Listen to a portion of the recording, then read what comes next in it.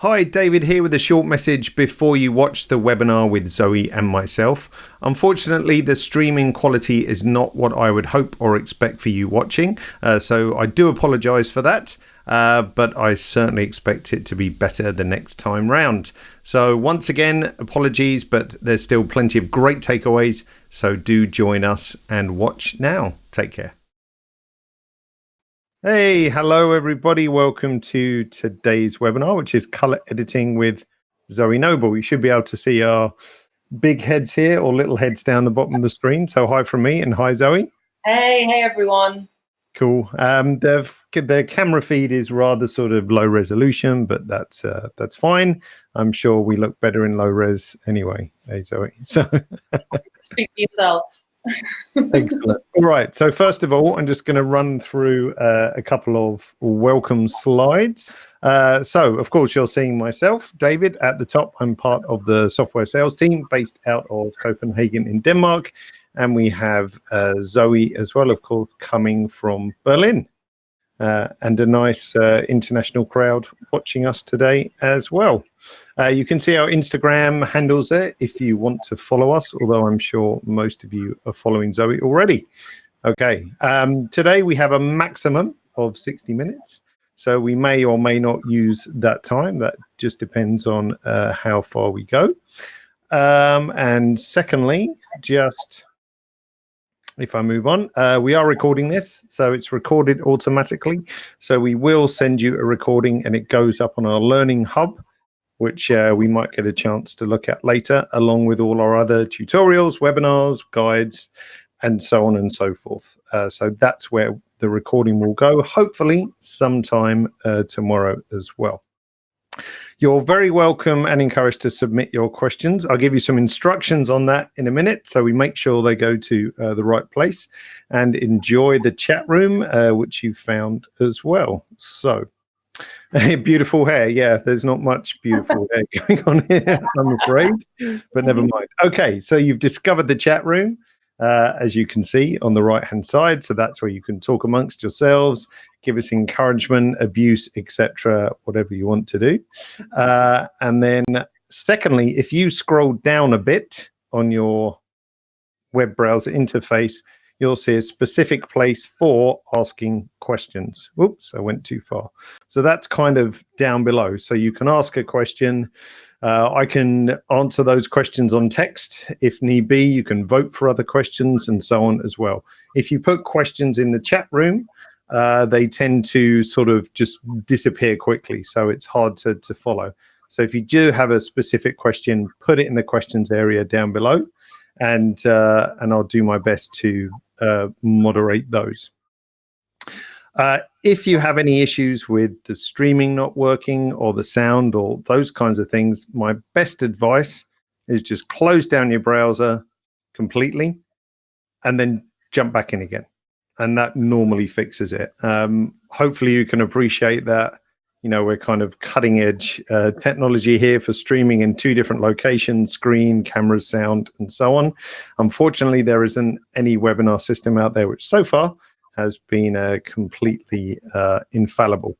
And as I say on the follow-up emails, go to use Chrome. Tends to give you the best experience. Okay, you can't necessarily go full screen. No, I just saw that come up. We can hide our heads if need be. You can hide the chat window, but there's sometimes a strange thing happens where it moves the screen a bit smaller. So Zoe's going to run her screen in a relatively low res, so it's a little bit easier to see as well. And don't forget, we are recording, so you can always watch the recording later on as well. So let us get started. Now, the next test of our technology is that I'm going to stop this screen display, and then Zoe is going to share her screen. Okay. Fingers crossed. So 1 minute. Okay, I've got to make it big, and let's see. So pretty good. We should be able to see Zoe's screen now, and we're good to go, I think. okay, thanks, David. So I thought I would start with an image that I will use the luminosity masks tool because this is a new feature in Capture 112, and I have used luminosity masks in Photoshop for the last few years to color grade my images, or some of my images. And, you know, I'm really excited that you guys have this now inside Capture One. It's a really powerful tool. So color grading is just one of the things you can do with it. But I'd love to show you that. So here is my image. I've just corrected the exposure a little bit. You can see I'm in the exposure tab up here. So first thing I do when I come to my color grade is to add a new layer. And with luminosity masks, you should also add a new layer. So I'm going to come down to this plus icon right here, and I'm going to add a new filled layer. So this is something with the luminosity masks, you have to really add the filled layer, and then the masks will kind of, you can alter the mask, but you need the mask on there to start. So I'm going to come up, I'm going to rename this as well, so we're nice and organized. And I'm just going to call this shadows. So I'm going to work in the dark area of my image first. And then I'm going to come up here to the Luma Range button.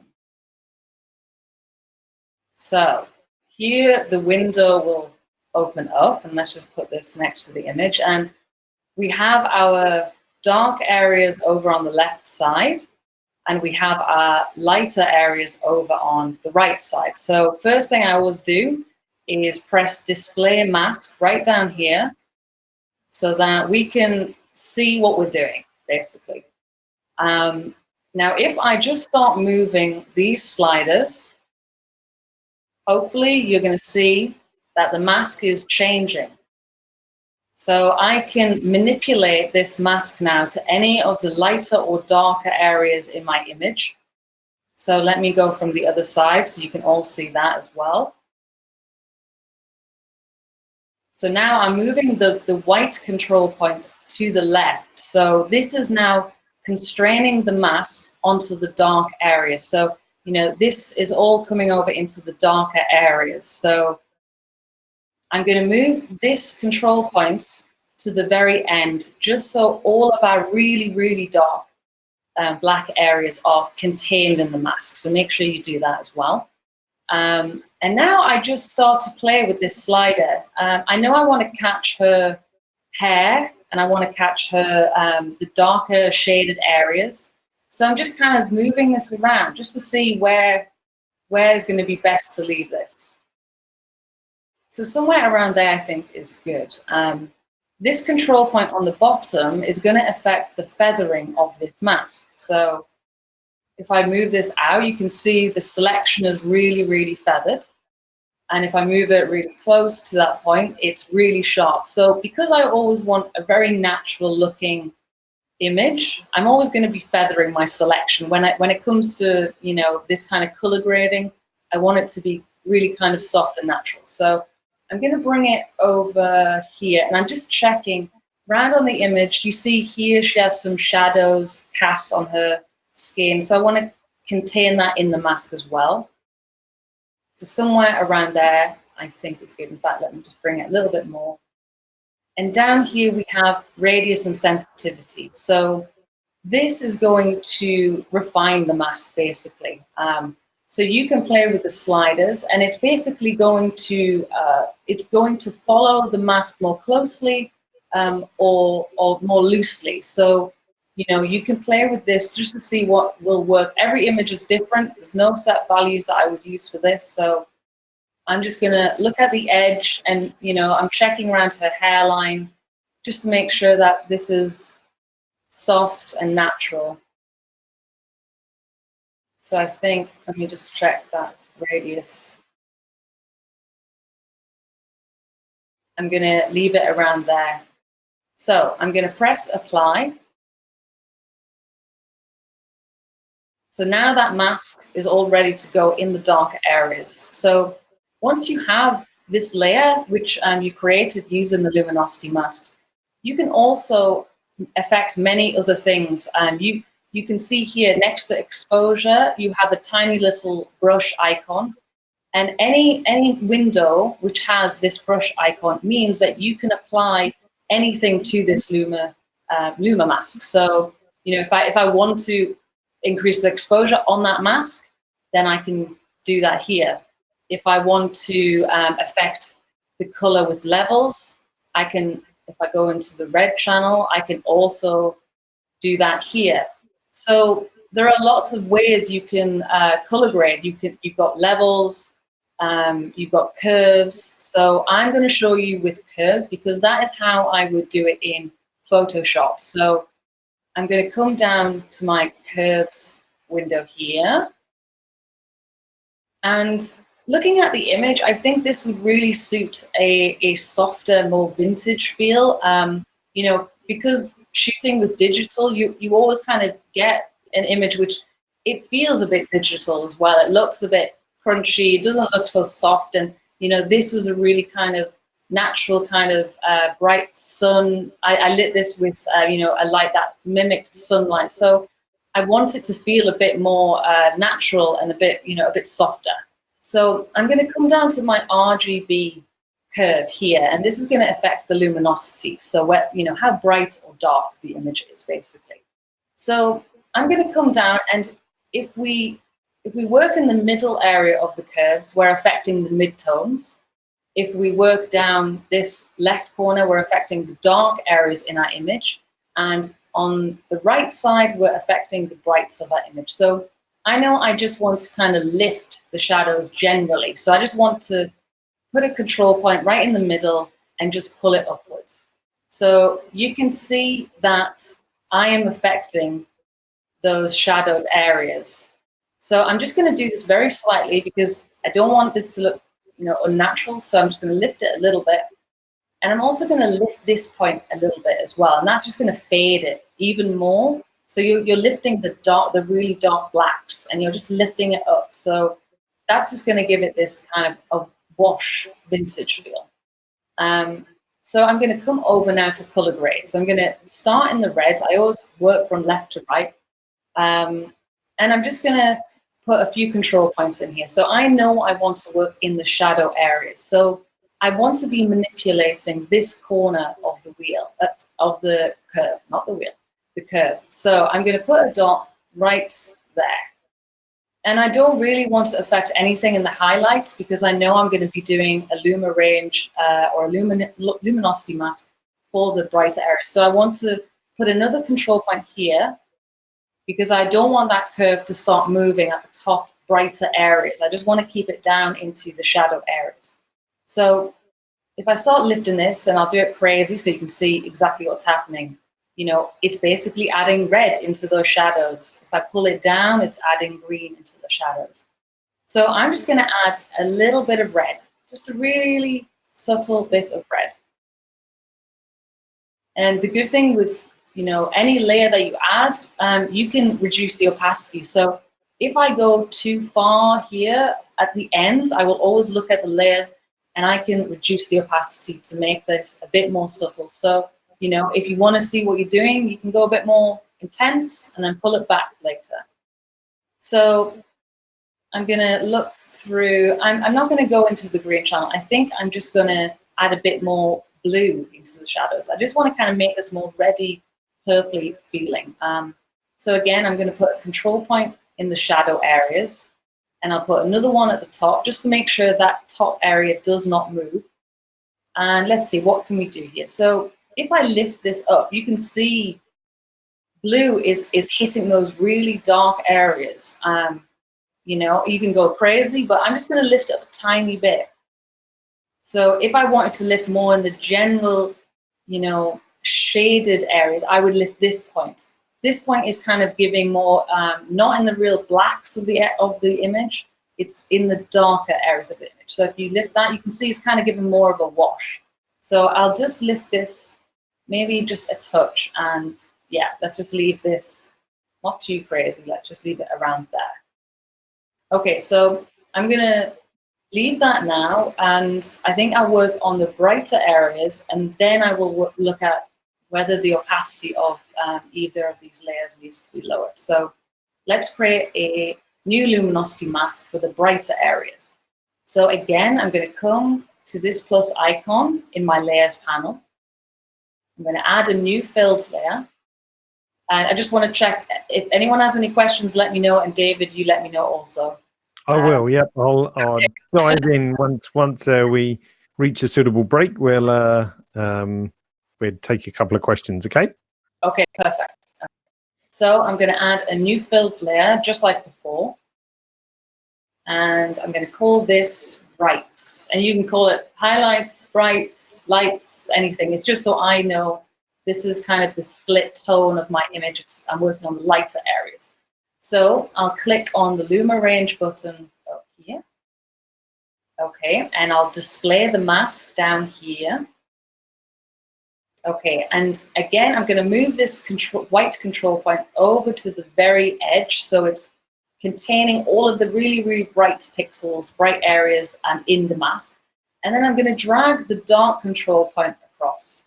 So you can see now the mask is being removed from the dark areas, and as I pull this along, it's coming into, it's just being left in the bright areas basically. So now it's up to me how much of the bright areas I want to affect. I could just affect, you know, the really, really bright areas. I mean, you can create multiple layers. If I want to do, you know, midtones, shadows, highlights, I can do that. And that's the beauty with the luminosity masks, is you can get really intricate with it, whereas with the color balance tool, it's a bit more of a wash of color, which also can be beautiful, but you know, if I want to get really intricate, I can with the luminosity masks.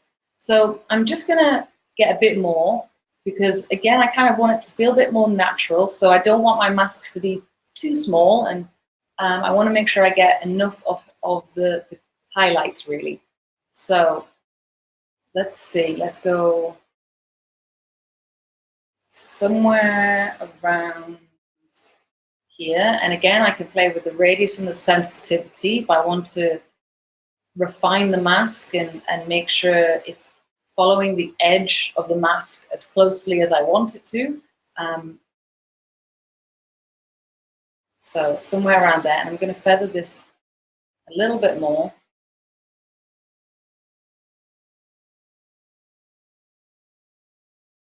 Too much, so that's my computer being a bit slow. So let's go back. Let's go back somewhere around there. Okay, so I'm going to come here and press apply. Okay, and then again, I will start from left to right in my curves panel. So I'll go to the RGB curve, and because I want this to feel more vintage, I don't want there to be really bright highlights, and I want it to feel a bit flatter. So what I normally do to do that is to come over to the very top point here, and this is going to be affecting the very brightest part of the image. So I'm going to pull this down, and like if I do this a lot, you can kind of see it's flattening those bright areas. So I want to flatten those bright areas, but I still want to have a bit of brightness. So I'm going to put another control point along, and I'm just going to lift that. So I still maintain the brightness of the image that I had, but I'm crushing those white parts. So somewhere, let's have a think, maybe somewhere like that. Okay, and then I will come along to the red channel again. And I'm going to do the control point down the bottom, because I don't want to affect the shadow areas. I don't want to kind of start muddying the work that I've already done in the shadow areas. So I'm going to put a control point there to stop this curve moving. And I'm going to put another point up there. And then if we just start pulling, you're going to see, you know, we can either add more red into that brighter area, or we can add more cyan into that area. And, you know, with color grading, I know there's probably lots of questions of how do you decide what colors. You know, a lot of it is through my instinct. With vintage, if I know I want to have a vintage type image, there is a whole load of resources out there. You can Google vintage images, and sometimes when I come to a color grade, I have all of my images as resources from, previous shoots or from other shoots that I love from other photographers, and I have their references. So, in this type of vintage image, they add more blue into the shadows, and then they add more yellow into the highlights. So you have a bit of a guide, which can really help. So you're not kind of, struggling to work out what are you putting into these different areas of the image. So I'm going to add a bit of just cyan. I'm going to cool it down. So so it's also more in the opposite end of the spectrum, with the shadows. So I normally do complementary colors, not always, but if you're using cooler tones in the shadows, then I might use warmer tones in the highlights. And it's kind of this split tone effect. It just feels cohesive, but again, you don't have to do that. This is just a lot of color work is subjective, and sometimes I will break the rules, So I'm going to cool down the highlights just a little bit. And then I'll come into the green, and I'm going to add those 2 points again, and let's just see. So when I bring down this curve point, I'm kind of adding a bit more pink into it. And, this is all color theory, adding and subtracting colors. So if you're unsure about, what color is added or removed, do a little bit of groundwork on color theory. And it's just, some simple things that you can kind of learn, and it just helps you when you come to this. But also playing with this tool and just, getting used to it, and then it'll become second nature. But you've got to get in there, use it as much as you can, and I promise you'll get used to it. So I'm going to leave it around there because I kind of like that natural feel. And then I'm going to come into the blues, and again, I don't need to change this color, but why not? Let's just see what works for this. Okay, so I don't like what is happening there. It kind of feels there's too many colors going on there, so I'm going to pull down those control points, and that removes them from the curve, because what I've come to here, I actually really like. So sometimes I do that. I'll add a control point, and I don't like the image after I've tweaked it. So, this isn't, you have to use every channel, experiment, and see what you like. So, okay, I'm kind of liking that color grade. Now I'm going to come up to my layers panel, back up the top here, and I can now affect the opacity of each of these layers. So I can, really reduce what I've done. I'm going to leave it maybe around, let's have a look, what do you like? I think it's pretty subtle to start with. So you know what, I'm going to leave it at around 85%. I'm going to click on the shadows layer, and let's have a look. So if we go all the way down, that's the original with, no shadow color grade. And now if I just increase that, you kind of see that the dark areas start to fade, and we add this purple warm tone into the shadow. So I am going to just reduce this a little bit. I'm going to make this around 60%. So it's natural, it's not, crazy. And you can also, with this checkbox, you can hide that layer. So if we hide both of those layers, this is the before. And if we turn on, there's the brights being turned on, and there's the shadows being turned on. So we can also, show them like that. We can also get back to your before image if you come up to this icon. Apologies. If you come up to, in the layers panel, this arrow icon here, and hold down Option on the Mac. You can also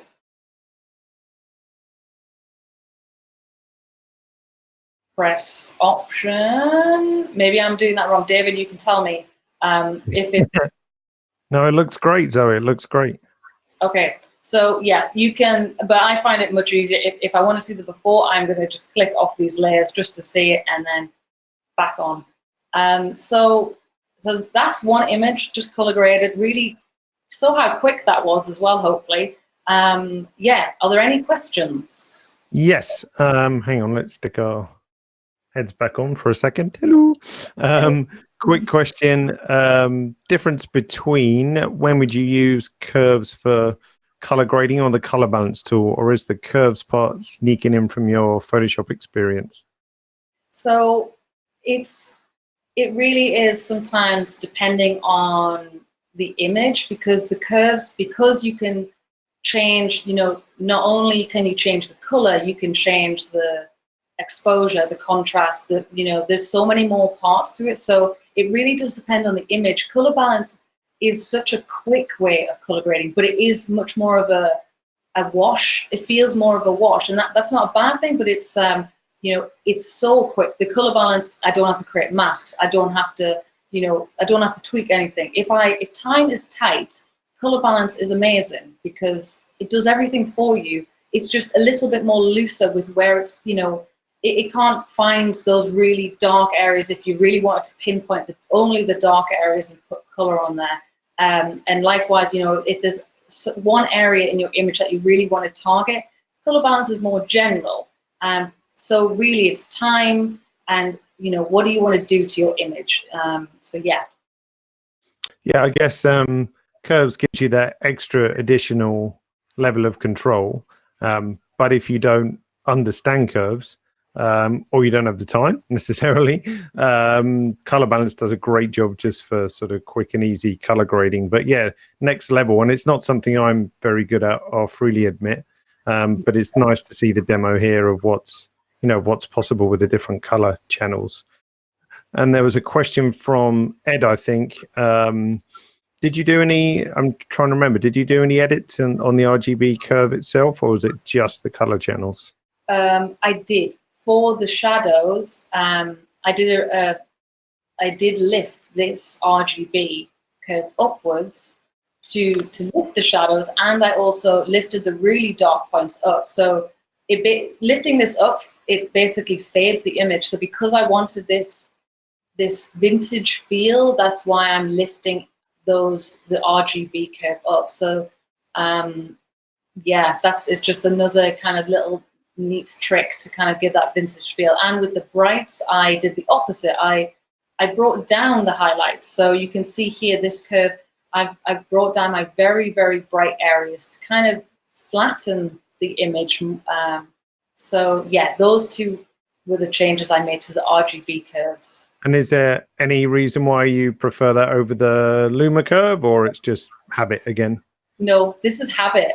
Luma, I mean, sometimes it can look too flat if I work in the Luma. With the RGB, you are still, you are affecting the contrast. It looks more, the color you are affecting. If I bring down the Luma, it's much flatter, which is not a bad thing either. So if I do this, if I lift down, if I take down the bright area and lift up the dark area, it's a much more of a wash. And on the RGB, it's more, it still holds the contrast a little bit, but yeah, each works. It's just whatever you like using and whatever works for the image. Yeah, I guess it's one of those things about Capture One. There's 3 or 4 different ways to achieve an end result, and it's just finding out which one works for you. Neither one is necessarily better than the other. It's just different techniques that lead to similar outcomes, and what you can do to achieve that in the fastest amount of time too. Exactly. We have lots of questions. Hang on, I'll just pick a few out. Yes, John, I'll just answer you quickly. Color balance can be used with layers, and of course what you saw Zoe do is that all your curve edits were done on layers with the luminosity mask. So of course that gives you much more flexibility for opacity, as you saw as well. That's a huge plus. I'm sure you'll agree, Zoe, as well. Oh, yeah. And do you have a color grade with levels? I'd probably say no, really, because or you do, or I do. I absolutely do.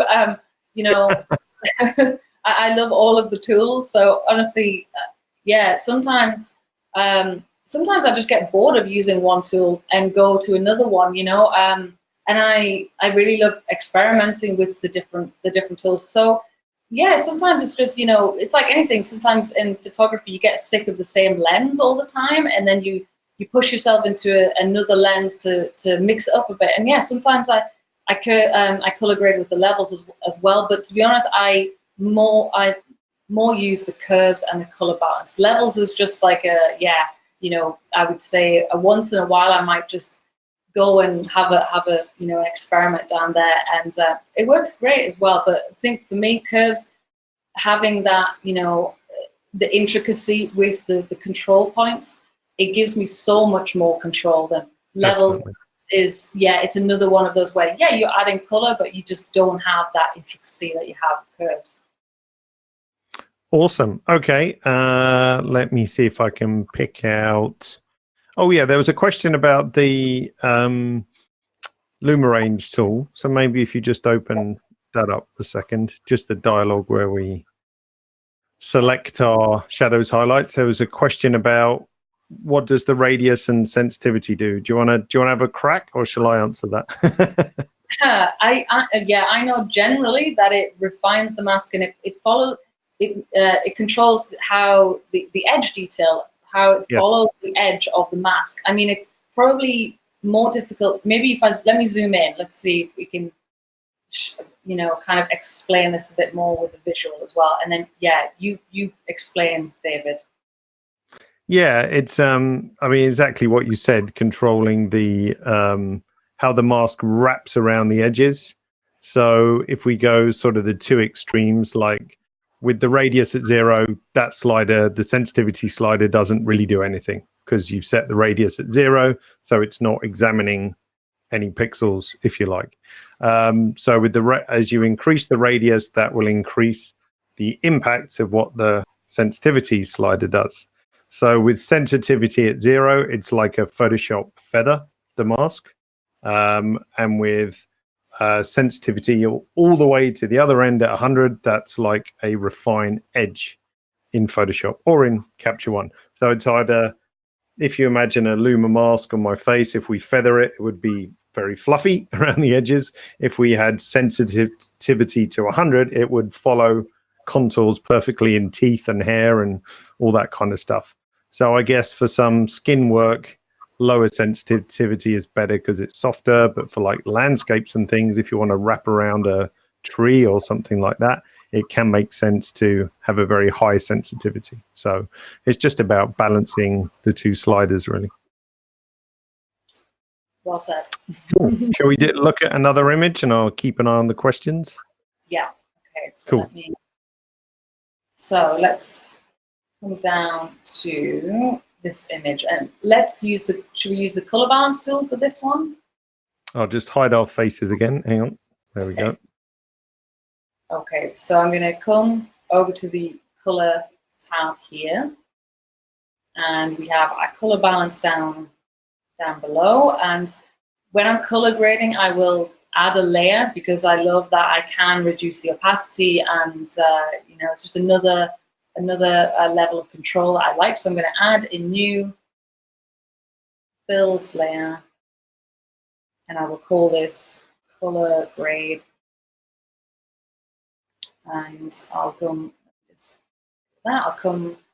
to the color balance, and I normally start from the left to the right. So I'm going to start in the master, and let's make this feel a bit more summery, a bit more warmer, as if sunlight is hitting us. So, with the master wheel, this is going to correct color casts, and but there's no reason why you can't use this to add more color into your image. So if I pull this over to the greens, you see the image is getting this general cast of green. Pull it over to the warmer reds, it's getting this overall cast. So I can tweak this. I'm going to make this a little bit warmer. Let's just bring it up into the yellows and oranges. And the next tab along is three-way, which gives you a nice view of all three of these following color wheels. I like to work in the bigger wheels just so I can see more clearly what I'm doing.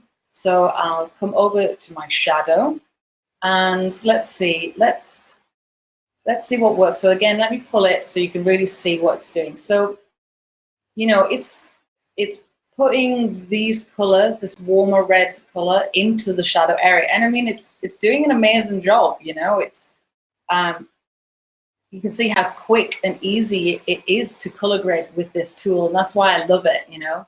And if I want to just create a few different looks for a shoot I've just done, this is the tool I would do, you know. So I could, if I want to show a client maybe 2 or 3 different color grades, I would use this as a really quick way to show, you know, here's look 1, very warm, summery. Here's look 2, a bit cooler. And I can do that in minutes using this tool. So let's see, let's give the shadows a bit more warmth. So I'll come over into the oranges.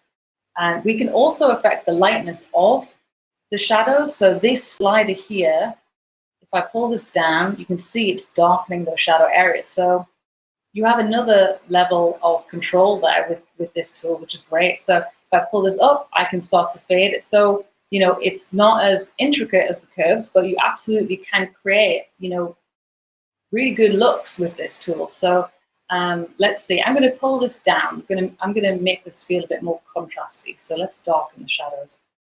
This slider over here, this is showing you the saturation of this color tone. So if I pull this up, you see that the control point is moving towards the edge of the wheel. So it's getting more saturated. If I pull it down, you know, it's desaturating. So let's put it somewhere there. I'll go along to the midtones and, you know, let's see what works. And again, you can have a play. You don't need to really think too hard about this. With maybe the curves, you do have to be a bit more aware of what you're really adding into, you know, each kind of curve, because you can quite quickly make it look bad if you go too far. With the color bands, you can really just have, you know, a play and see what works for this image. So, you know, if I want to cool it down or if I want to warm it up. So let's keep it warm. Let's move it again into the warmer tones, and we can see what happens with the lightness. So I'm going to just tiny bit darker, pull that slider down. And then now let's have a look in the highlights. So I'm going to start playing. Let's have a look. And I said about this before with, you know, something I like to do is complementary colors. So if I am using warmer tones in the shadows, then I may use cooler tones in the highlights. So let's see, because we have warmer tones in the shadows and the midtones, what does it look like when we cool down? I think that looks quite nice. It's making it feel a bit more vintage-like with the cyan. But, you know, if we wanted it to be a bright, sunny day, then we can pump that all the way over to the warmer tones as well, and, you know, make it feel like it's lit with sunlight as well. So see what works for the image, and, you know, what is the concept of the shoot. If it's the whole goal of the shoot is to make it feel like sunlight, then you probably want to keep it more in the warm tones. But for me, I'm just going to try and give this an interesting treatment. So I'm going to leave it more in the bluer tones. And let's play with the slider as well. So we could make them a lot brighter, or we could make them darker, so we're flattening the highlights. So I'm going to make them a little bit brighter. And let's see, I'm going to go back to the midtones, and sometimes I'll do this, I'll go through all of the different tabs, and then I'll start tweaking the other colors to suit, you know, the last one I did. So it can become fun, you know, you can spend a lot of time kind of playing with this, which I love. So let's see, I'm going to leave this more in the reds. Yeah. So let's turn off, we'll go back up to the layers panel up here, and let's just turn it off just to see. So this is a really subtle one, you know, but you don't need to go crazy with color grading. Sometimes a tiny little change to the color really makes it feel like a cohesive look, and you don't have to go, you know, crazy with all of the different colors. Sometimes it's just nice to have this subtle wash of color. So we can also affect the opacity of that. In fact, let's bump up everything so you can kind of see a bit more of a change. I'm going to make the shadows even redder. Let's do something like that, and let's make the highlights even cooler. let's go more up to the greens, the cyans. So now back up to the opacity. We can reduce that effect, maybe somewhere like that. So that was super quick. That was, even quicker than the luminosity mask. So any questions for that? Yes. Hang on, we'll go to the very first question, actually, because this concerns this one to some extent. It says, hi, Zoe, can you explain when you are choosing the color palette you are working with? Is this something you're doing up front or in post? We discussed this a little bit before we started, didn't we? So, are you always color grading the same, I guess, or does it depend on other factors? It really does depend. What I normally do is because I light my images, it can be quite different how I light them as well. It means that, one day I could be using a very bright, contrasty light that mimics sunlight, and then I would color grade to match that type of lighting or mood. Another day I might use a much flatter light, like a softbox with a diffusion panel, and I want it much, much softer with a color grade, maybe just a wash of color. So really, for me, it does change depending on what is the concept of the shoot. But it doesn't mean that you have to change it every time, because I know other photographers who maybe they shoot portraits, and they're known for their type of light they use, and they might just add a slight tint to the shadows and the midtones, and that is it. That is their treatment that they give all of their images, and it's cohesive because their look, their style is, this kind of, it's known for this one thing. But me personally, I always kind of go with the concept of the shoot. I might carry through the references from I find online.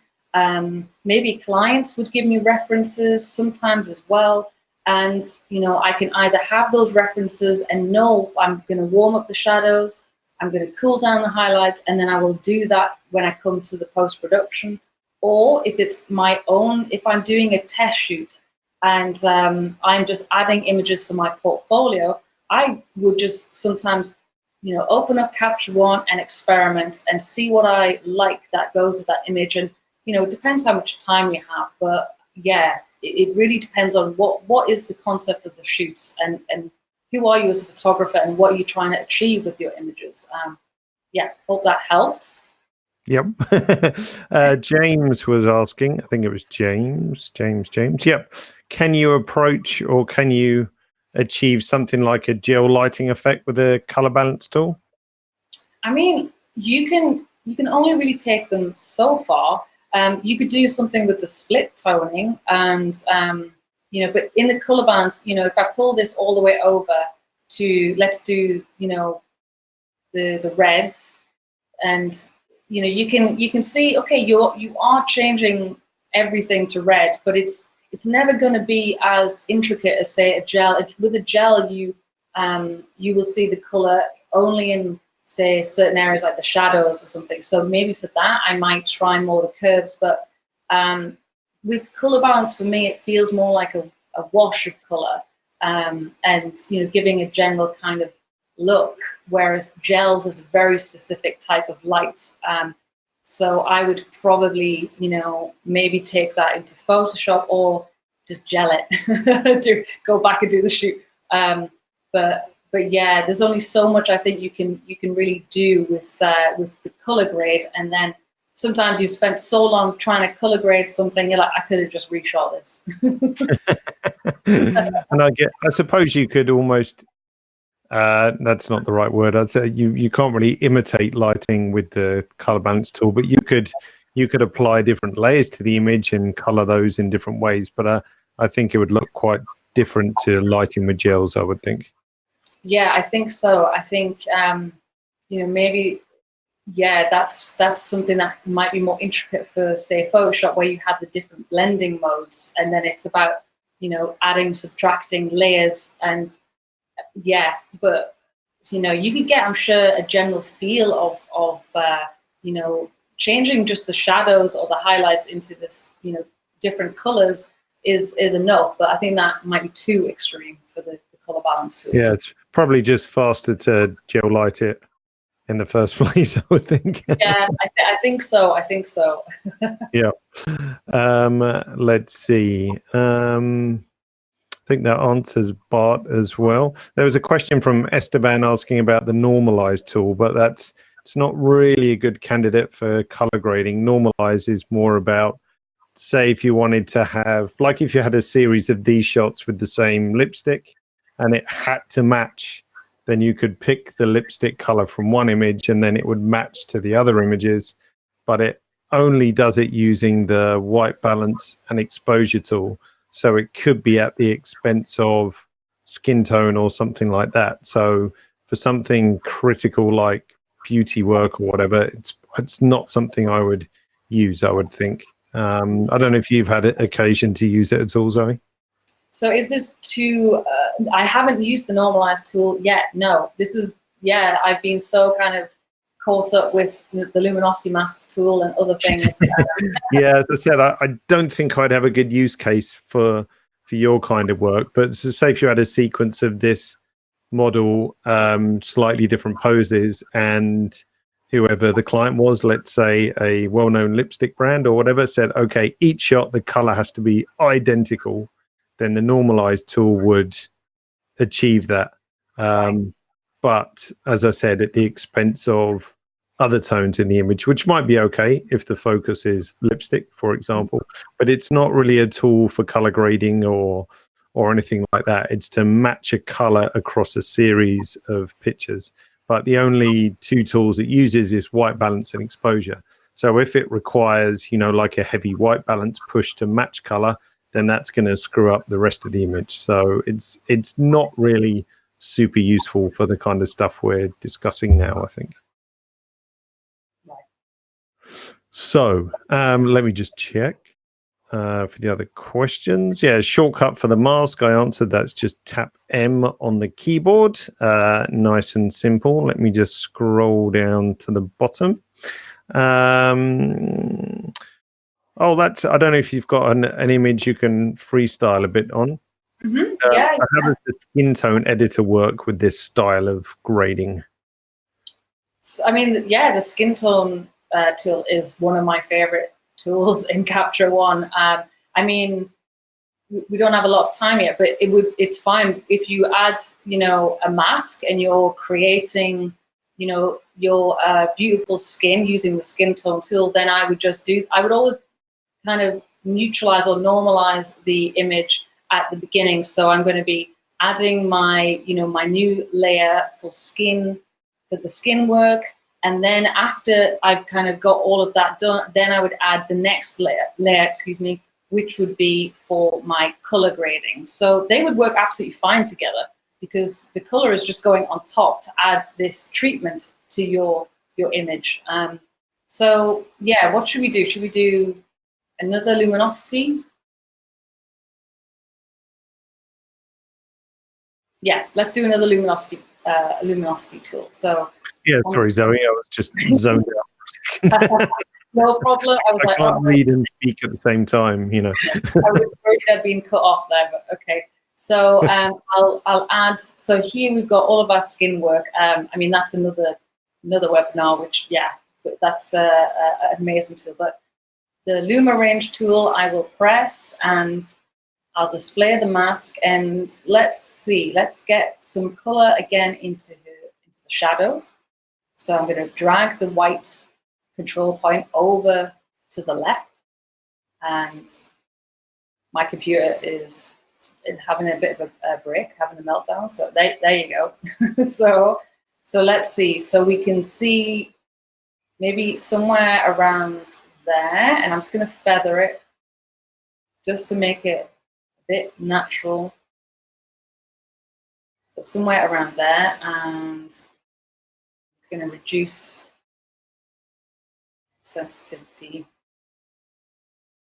So let's apply, and then let's go back into the exposure, and I'll come down to the curves down here. And so again, let's do the Luma. Let's see how the Luma affects. So we can again darken those shadow areas, and we can lighten them. So let's just darken them. Let's make this a bit more contrasted and add some color in there as well. So I'm going to pull this down and then move over to the red. And she has, you know, beautiful red hair, and the image has, you know, this, she's wearing a red swimming costume. So, you know, let's keep that in the warmer tones. So let's make it match the concept and the vibe of the shoot. So I'm going to come and let's add a control point up the top to stabilize it up there. And then I'll add another one into the shadow areas. And let's just see. So we can add more red. We can reduce it, but let's just add a little bit more, a little punch of red into those shadows. And then let me add, so I'm going to rename this layer shadows so you guys can see everything nice and clear. And then let's do the brighter areas. So I'll add a new filled layer. And let's call this brights, whatever you want, highlights. And Luma range tool, let's open this up and I'll display the mask again. I'll drag this white control point across so we make sure we've got all of the bright areas selected, and then let's pull this over. So there's a lot of bright areas in this image. So let's see, we could either just affect the highlights, but I kind of want to make sure I get a bit of her skin in as well, more of her skin in. So let's do somewhere around here. I know that these areas are in the other mask, in the shadow mask. Here is all in the shadows, luminosity mask. So somewhere around here is good. So let's press apply. I'll come into the Luma first and let's affect the luminosity. So we could brighten everything. We can make it much more contrasty, or we can darken that area. Maybe this is blown out, you know, we could darken it. I'm going to brighten it a little bit, and again I'm going to pull down the really bright areas just to flatten those a little bit. So let's do somewhere around there. So let's go into the blue curve. Let's see what happens in here. So we're targeting the brighter areas. So I know I want to be somewhere up the top end of this curve. And you can also, if I drag this control point off, you can also just move this point. You can move it along. You can see blue is getting into those highlighted areas. That also looks really nice. And if I pull this down, then yellow is being added into those areas as well. So there's many different ways you can add it. Maybe let's see what's going to look good. I'm going to bring it more to the blues. So let's more on the like purpley, bluey, pinky color, somewhere around there. And then let's see what happens with the greens. Why not? So we could really intensify that pink in the highlights. If I pull the curve up, I'm going to add more green into that color. So let's keep it in the warmer tones. So I'm going to keep it more in the pinks and the reds. Let's see. If I pull down this curve, now I'm removing red. So you can see now the warm is changing into more cyan. And if I bring this across, then I'm going to be adding more. I'm going to be adding more red into it. So somewhere like that, if the cyan is more in the highlights, it has this kind of more vintage feel to it. And we can pull down, if I drag this curve in the middle and pull it down, then you can see much more of the image is now having red taken out of it. You know, so you have so much to experiment and play with the curves, and that's what I love about them, is that you can really get intricate with these. So I'm gonna leave it around there. I don't want to skin to look green, so I'm gonna leave it there and just affect the really bright areas, just that top area. So let's turn this layer off. We'll check the checkbox. So that's brights off, shadows off, shadows on, brights on, and we can change the opacity if we wanted to reduce this effect. You know, if it want it to be really subtle, then we can make it really subtle. And you know, any of these, like I said before, any of these panels with the brush icon next to it, we can now add into this layer. So, you know, if I want to change the color with the levels, I can do that. If I want to play with these tools as well, We could make her hair a bit more orange, less red. So I could pull that across. If I drag that over, you can kind of see it's more pink over there. And if I pull this across, it's a bit more orange. And we can do the same with RGB. We can brighten the midtones in that shadow mask. We can reduce the brightness. So there's so many options available to you. We can affect the color balance as well. If we wanted to, if I use the master, and you can see I can pull the whole color to the warmer red tones. And if I bring it down, I can cool that shadow mask. I can cool it. So the options are really, really endless. We have the color editor tool down here as well. If I wanted to create a luminosity mask and maybe it's very intricate on her lips, then I could use the luminosity masks, and then I could create a very detailed, refined mask on her lips or her eye makeup, use the color editor tool to get the color picker, go over and select a color, and then I can come back and then I can change that color inside of this mask. So there's so much that you can do. You can go crazy, but that's not good. Let's go back.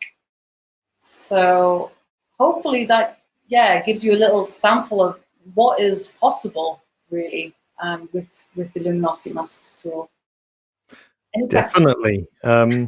Good couple of questions to round off, actually. Let's see if our heads are back. Yes. Chantel was asking, you can probably see it as well. So in the chat, not in the questions, naughty, but we'll let you off. As you have the mask refined to the highlights already, what's the difference by adding the bottom hold point in the curve? Do you really need to add it?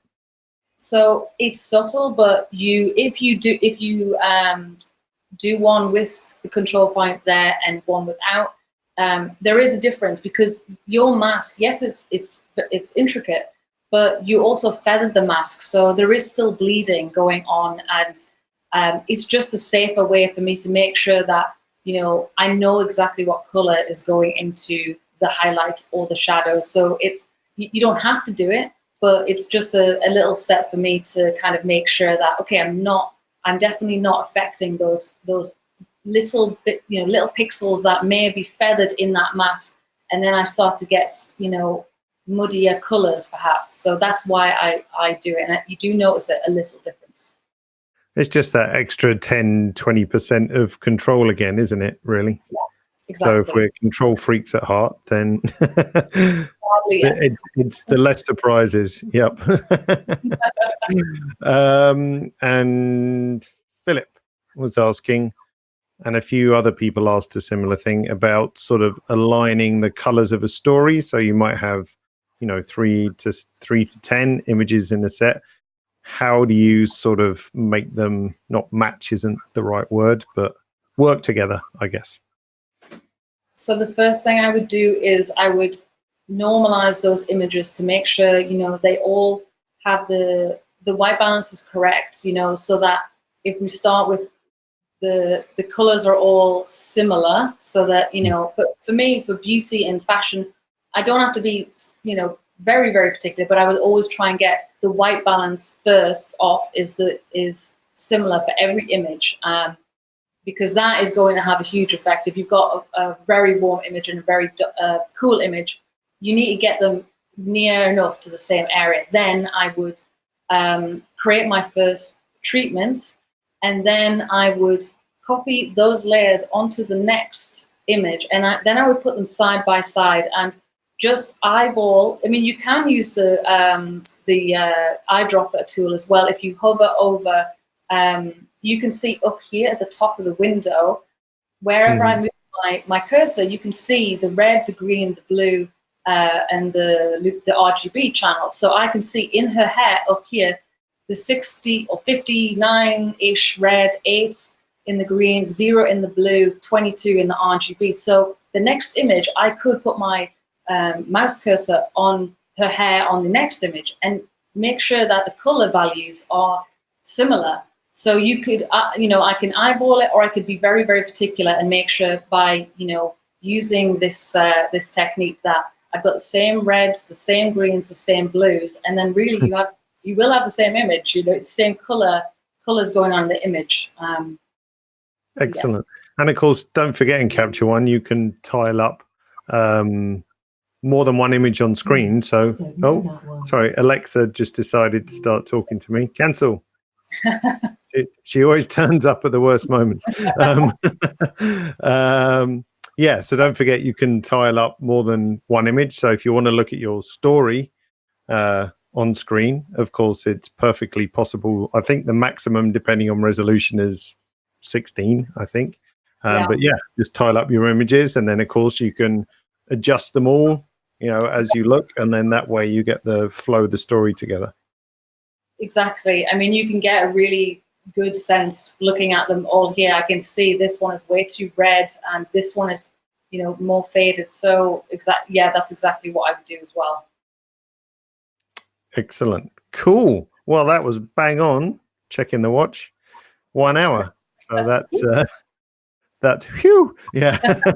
So I'm just going to bring up the slides again. You can stop sharing your screen if you like for a second. Yes. Okay, let's see if I can get this working. Let's see. So, we're back to the start. Let's just fast forward to next webinar. So that's going to be around June the 6th, which is just workflow tips and tricks. So not one particular subject, but a whole smorgasbord of various different things to look at. And as usual, to find the recording of this and to look at what webinars are coming up, everything now is on learn.captureone.com. So it couldn't be easier to find. So the recording for this one will pop up hopefully sometime tomorrow. So that's the plan. So thank you, of course, to Zoe, who did all the work. This was easy for me. Thanks, Zoe. And thanks to those of you who stuck it out as well and made it through the usual transmission and broadcast technical difficulties. So it's very much appreciated. So thanks to everyone. And yeah, don't forget learn.captureone.com. That's all you need to remember. That's where you'll find everything, upcoming webinars, recordings, tutorials, blog posts, you name it. It's all in one spot. So thanks again, everybody. And thanks again, Zoe. And we'll see everyone again soon. So goodbye from me. Bye, everyone. Thanks for watching. Take care. Bye now.